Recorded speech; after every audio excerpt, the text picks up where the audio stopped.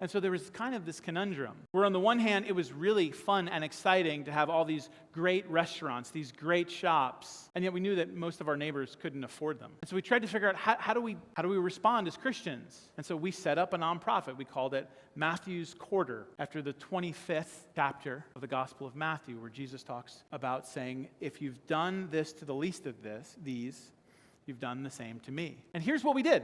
We started a thrift shop in one of those boutique shops. We rented it out, and we kept the prices as low as every other secondhand store that you would find in the worst neighborhoods in the city. We kept them as low as they possibly were so that you could find the cheapest clothes possible.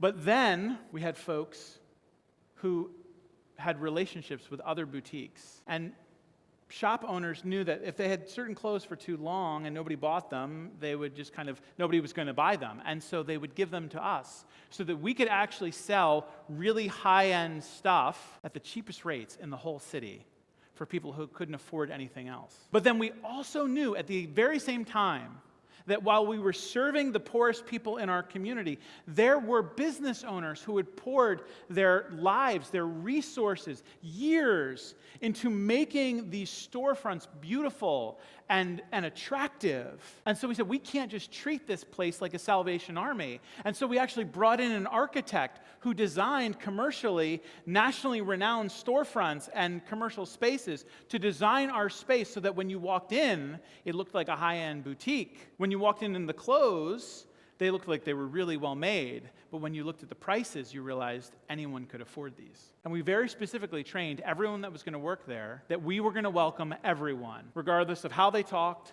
how they smelled, the way that they acted towards us. Now, which political tribe does that plan fall into? Is that a red plan or a blue plan? I mean, right? It's not, is it? We believe that we ought to be good neighbors because that's what Christ teaches us. And so we cared about the other property owners in the area. We were good neighbors. And we believe that God calls us to think about the orphans and the widows and those with the least because it's a biblical principle. And so we kind of had to forge our own way in a sense that looked a little bit odd to everybody. But it doesn't mean that every single Christian that we met said, this is the only way that you have to do things.